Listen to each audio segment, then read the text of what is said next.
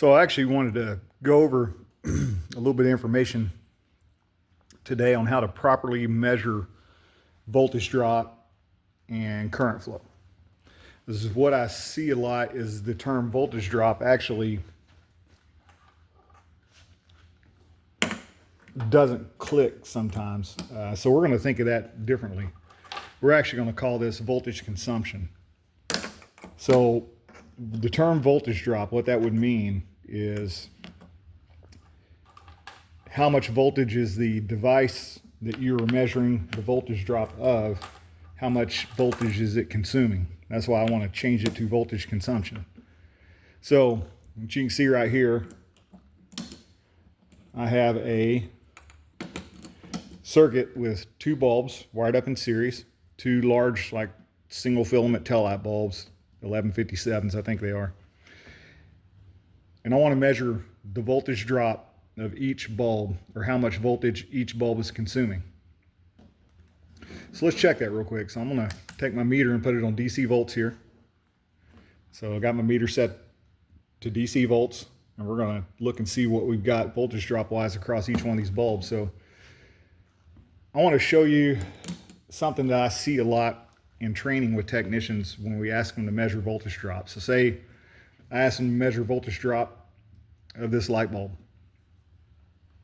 Here's what I see a lot. They're going to measure source voltage. Okay. So measuring the voltage of what the power supply is putting out, which is 13.6 volts, 13.62.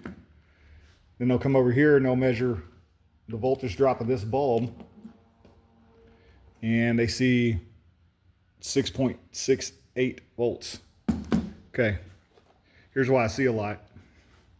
They will do this: 13.2 volts minus 6.68 volts, and they'll tell me that the voltage drop of the bulb is 6.52 volts, the difference between what they measured across the bulb and what they have measured as source voltage. So here's the thing. We're measuring voltage consumption. So what we're asking you to measure, or what you're going to measure, is how much of that 13.2 volts coming out of this power supply here is that bulb consuming. And the answer is going to be what's on your meter screen, 6.69.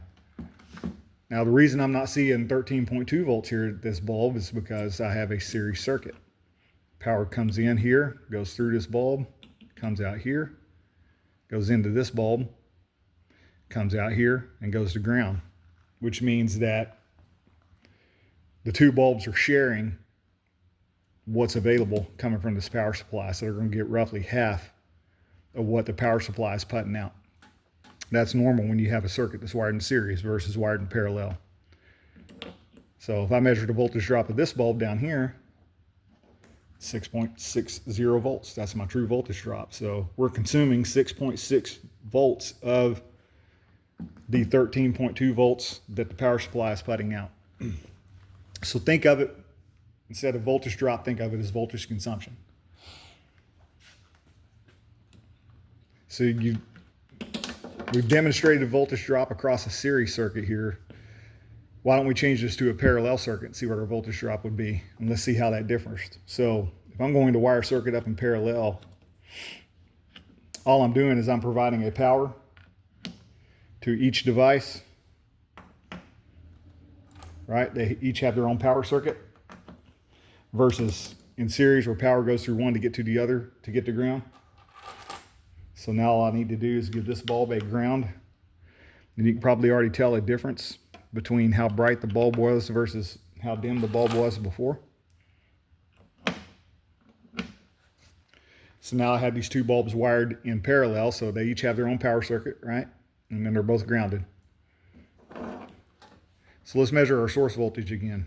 So source voltage coming directly from my power supplies, 13.43 volts, is never consistent. These power supplies are inconsistent at best. Okay, so I'm going to measure voltage drop across this bulb. Well, my power supply is putting out 13.42. My meter's reading 13.02.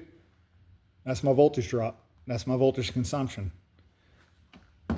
this bulb now has 13.02 volts available of the 13.4 volts that the power supply is putting out. It's lit up nice and bright. If we check this bulb, we should see approximately the same results. A little bit less, 12.84. So I'm consuming 12.84 volts. That is my true voltage drop. I don't need to subtract from source voltage. Why is this one only getting 12.84 and that one's getting 13.02? We probably got some resistance in the meter lead, one of these leads here, or in these little patch cables, whatever you want to call them. So let's volt drop the wire. So I'm gonna come over here and just go across the wire.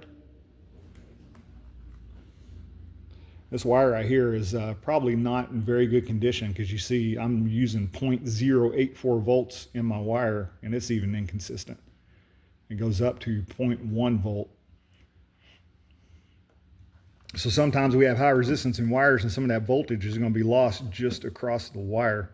You see that in automotive all the time. We get bad cables, bad wires, you know, wires with a little bit of resistance in them. You can see that every one of these wires is actually using a little bit of my available voltage from my power supply. That one's using quite a bit. That one, we switched my lead so it's not reading a negative number here. That wire right there using 0.2 volts or 0.02 of a volt. That's bad. That is unacceptable. I'm going to have to throw that one in the trash. You see how inconsistent it is. So it's possible to have bad wires on your car too, or your truck, or whatever you're diagnosing, that could be consuming some of your voltage. You know, like say if this bulb was really dim, well, that voltage is being lost somewhere. Maybe it's in one of these circuits or one of these wires, and I need to go find it. But so think of voltage drop as voltage consumption, and what your meter reads is your true voltage drop.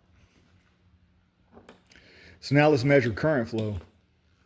So if I wanted to measure the current of this bulb right here, here's my power, here's my ground.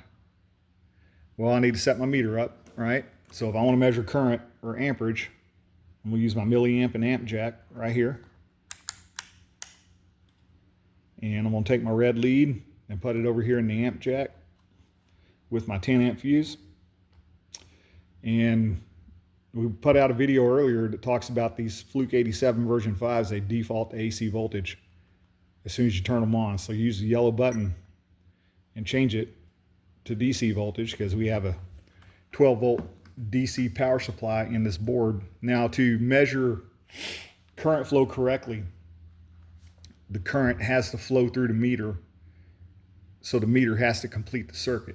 What that means is I need to open up the circuit. So if I want to measure current flow of this bulb right here, I need to open up the circuit and complete the circuit with my meter. So I'm going to put my negative lead of my meter here, where I just connected the positive lead going to the bulb, and I'm going to complete that circuit with my positive lead. And you see the bulb come back on, and you can see my current flow, which is 1.98 amps, almost 2 amps, which is about what I would expect to see from a single filament taillight bulb. Now, something else I see a lot in training, I will see people set up their meter correctly and get this right and get this right, but then they'll come over here and they'll measure current like this. So watch what happens to this bulb. I'm going to put my meter lead here and my meter lead here, and see how those bulbs just went out. If you're measuring current flow, in this case of this bulb, and that bulb's not lit, I don't have my meter hooked up correctly. Right now I have my meter in parallel with the circuit. To measure current flow, I need to put my meter in series with the circuit, meaning I need to open the circuit up and complete that circuit with my meter. And when my bulb comes back on, then I'm going to see my true current flow. In this case right now, it's actually at 2 amps, where we were at 1.98 earlier. So I probably have a little bit better connection. It's not going to be consistent. It's going to change a little bit as the filament in the bulb heats up or cools down. And it's not going to be consistent with this that I know is a bad wire right out of the gate. So it's a little bit on how you measure current flow and how you set your meter up to measure current flow properly, and a little bit on how you measure voltage drop. Now, just keep in mind that it's all about how you hook up your meter and where you set your meter, whether you're measuring AC voltage or DC voltage, what your range is, all those things factor in. Now, if I wanted to see what my total current flow was here of this entire circuit, I could disconnect it here at my ground and complete it with my meter. Let's see if we can get a different reading here.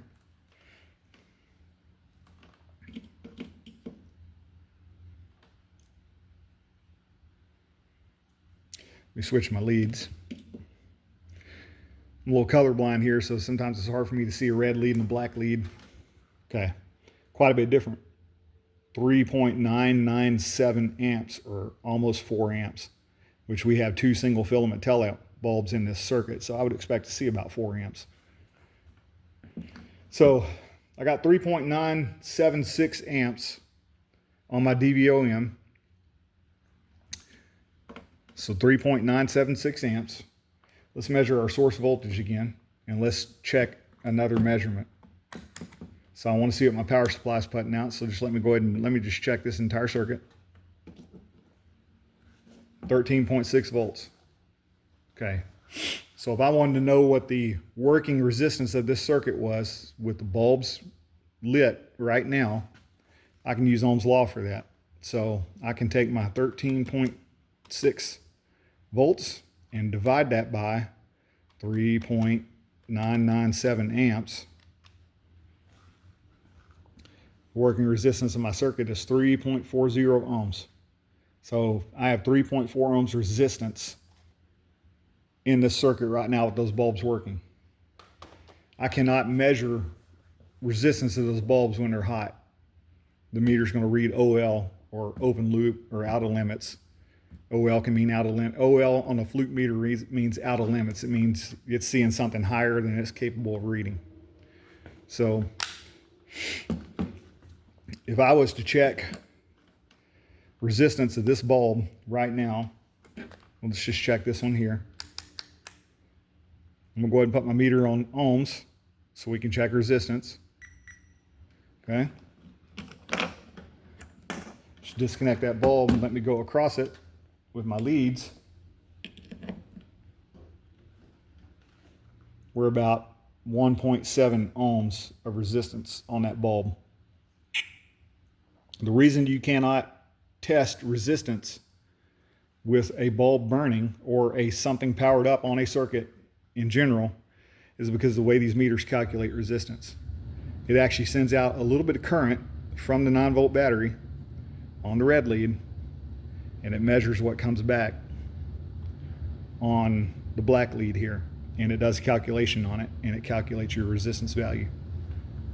So since the meter's using its own battery to send current down the line, it measures what comes back. If there's current in the circuit already from another source, it confuses the meter. It's not going to be able to calculate it. So you can see that we have about a 1.1 ohm resistance, 1.4 ohm resistance here on this bulb. Well, let's power this bulb back up and let's see what our resistance reading is.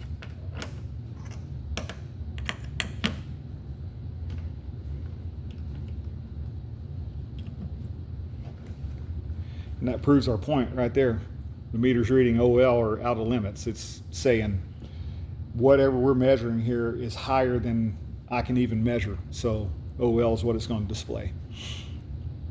Since the meter uses that battery to send a little current down the line and calculate and measure what comes back and calculate resistance, well, now I have current coming from my power supply in this set board here. It's confusing my meter, and my meter cannot calculate that, so it's going to read OL. So I have to make sure the circuit's completely powered off to get a resistance reading. And that reading is going to be changing right now because that bulb is now cooling down, and the filaments in the bulbs, once they start cooling down, the resistance value is going to go down. You see how it's stabilizing a little bit.